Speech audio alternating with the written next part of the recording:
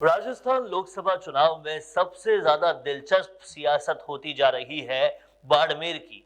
बाड़मेर में दिखने में मुकाबला त्रिकोणीय लग रहा है, क्योंकि अब निर्दलीय रविंद्र सिंह भाटी ने भी ताल ठोक दी है और वो भी कहते हैं कि वो लोकसभा चुनाव लड़ेंगे। अत्यंत लोकप्रिय रविंद्र सिंह भाटी चुनाव लड़ने जा रहे हैं। इससे सबसे ज्यादा नुकसान किसका होगा, सबसे ज्यादा फायदा किसका होगा, इन सब मसलों पर बात करने वाले हैं।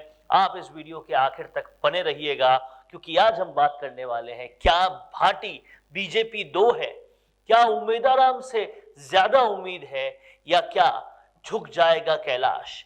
क्या है सियासी ट्रायंगल का पूरा मसला, ये हम आपको बताने वाले हैं इस वीडियो में। इसलिए इस वीडियो के आखिर तक आप बने रहिएगा। और अभी तक अगर आपने राजस्थान संवाद सब्सक्राइब नहीं किया है तो तुरंत कर लीजिए, ताकि ऐसे सियासी दिलचस्प विश्लेषण आपको वक्त रहते मिल पाए। तो बात कर रहे हैं हम लोग भाटी बीजेपी 2, उम्मीदा से उम्मीद, क्या झुकेगा कैलाश, क्या है ये सियासी ट्रायंगल। सबसे पहले समझते हैं कि भाटी को लेकर दीवानगी चरम पर है। जिस तरह से निर्दलीय उन्होंने शिव जैसी बड़ी विधानसभा, जो कि क्षेत्रफल की दृष्टि से सबसे बड़ी विधानसभाओं में से एक है, जहां एक गांव से दूसरा गांव कई किलोमीटर दूर है, वहां पर जहां पर बहुत बहुत बहुत सालों से बीजेपी कांग्रेस के अलावा कोई और दल सरकार नहीं बना पाया, वहां पर शिव से वो निर्दलीय जीते और बेहद लोकप्रिय हो रहे हैं। ऐसे में अब वो लोकसभा की ताल ठोक रहे हैं। मनाने गए थे उनको मुख्यमंत्री भजनलाल शर्मा, उनको अपने चार्टर विमान में उदयपुर भी ले गए थे। फिर एक पीएचडी विभाग का फरमान आया, फरमान में यह कहा गया कि भाटी के डिजायर से केवल 2 हैंडपंप स्वीकृत हो रहे हैं, जबकि जो प्रत्याशी थे भाजपा के, उनके डिजायर से 20 हैंडपंप स्वीकृत हो रहे हैं। उनको उस पूरे मसले को रविंद्र सिंह भाटी ने अपने अहम पर ले लिया और कहीं ना कहीं लोकसभा चुनाव की ताल ठोक दी। ये तो वो कहानी है जो बताई जाती है, समझाई जाती है, लेकिन क्या सियासत में वही कहानी सच होती है जो सामने होती है? इस पर कहीं ना कहीं इस वीडियो में हम लोग बात करने वाले हैं। सबसे बड़ी समझने वाली बात यह है कि भाटी अगर खड़े हो रहे हैं तो वो किसके वोट काटते हैं? वो सबसे ज्यादा वोट काटते हैं बीजेपी के।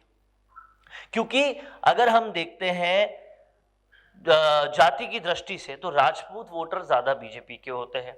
अगर हम देखते हैं भाटी की दृष्टि से तो भाटी भी पहले बीजेपी के ही थे, और ऐसे में सबसे ज्यादा नुकसान हो रहा है किसको? कैलाश चौधरी को। तो सबसे ज्यादा नुकसान बीजेपी को ही हो रहा है। और बीजेपी जो है वो भाटी को क्यों नहीं मना पाई, इस पर बहुत बड़ा सवाल है, क्योंकि वो उन्हें मंत्री पद ऑफर कर सकती थी, खुद चीफ मिनिस्टर बनाने गए, फिर भी क्यों नहीं मना पाई, ये एक बहुत बड़ा सवाल है जो आसानी से पच नहीं पा रहा। दूसरी बात यह है कि भाटी से सबसे ज्यादा नुकसान अगर किसी को वो होगा तो वो है कैलाश चौधरी। अब इस बात को गौर से समझना पड़ेगा। भाजपा के कैंडिडेट कैलाश चौधरी हैं, इनको सबसे ज्यादा नुकसान हो रहा है रविंद्र सिंह भाटी से। कैलाश चौधरी जाट है, रविंद्र सिंह भाटी राजपूत है।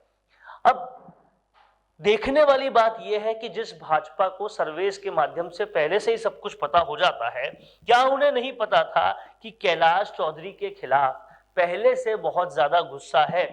और पहले से बहुत ज्यादा गुस्सा है तो भाजपा की क्या रणनीति रही होगी कांग्रेस को वहां हराने की और लोकसभा में अपनी सीट बनाने की?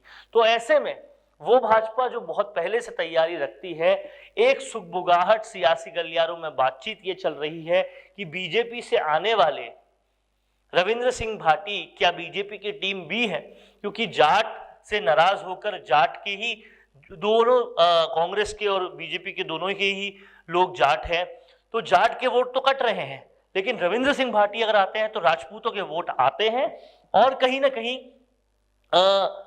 वो ज्यादा बढ़त बना सकते हैं। तो ऐसे में क्या वो बीजेपी की टीम बी है और जीतने के बाद वो बीजेपी के साथ हो सकते हैं? इस समीकरण पर क्या काम चल रहा है, इस पर सियासी गलियारों में बहुत बातचीत चल रही है। दूसरी तरफ अगर देखा जाए तो उम्मीदाराम और चौधरी में पहले से ही सियासी वोट बट रहे हैं, क्योंकि दोनों ही जाट हैं, तो जो जातिगत समीकरण है वो वाले वोट तो पहले से बट रहे हैं। ऐसे में नया वोट कौन लेके आ सकता है, वो है रविंद्र सिंह भाटी।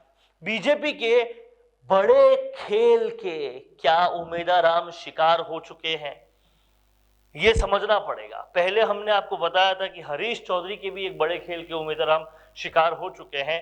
क्या अब रविंद्र सिंह भाटी के खड़े होने के बाद एक बड़ा खेल उमेदवार चौधरी के साथ और खेला गया है, ये भी समझने वाली बात है। और इस बात को समझते हुए बाड़मेर की ये दिलचस्प सियासत बहुत कुछ कह रही है। आप क्या समझते हैं इससे, आपका क्या कहना है, कमेंट बॉक्स में तुरंत लिखिए, क्योंकि त्रिकोणीय मुकाबला जो सामने से दिख रहा है, अंदर से वो कितना ज्यादा दिलचस्प है, ये वाकई देखने वाली बात है। कैमरा पर्सन चेतन के साथ वरुण भंसाली, राजस्थान संवाद के लिए। कोरोना सोल्टेक क्वालिटी, डेडिकेशन और कस्टमर सेटिस्फेक्शन को प्रायोरिटी पर रखते हुए हर इंडस्ट्री की इलेक्ट्रिसिटी में कॉस्ट सेविंग कराने और उन्हें रिन्यूएबल एनर्जी की ताकत देने के लिए लगातार काम कर रहा है। क्योंकि कोरोना सोल्टेक में हमारा मानना है कि देश के रिसोर्सेज को सस्टेनेबल बनाने के लिए जरूरी है कि हम सबका उसमें बड़ा कंट्रीब्यूशन हो। इसीलिए सोलर प्रोजेक्ट्स की टाइमली डिलीवरी करते हुए एक पार्टनर की तरह आपकी इंडस्ट्री को हम अपडेट करते हैं और हमेशा आपकी सर्विस के लिए तत्पर रहते हुए सोलर एनर्जी का पूरा पोटेंशियल आपको मिले, इसी दिशा में काम करते हैं।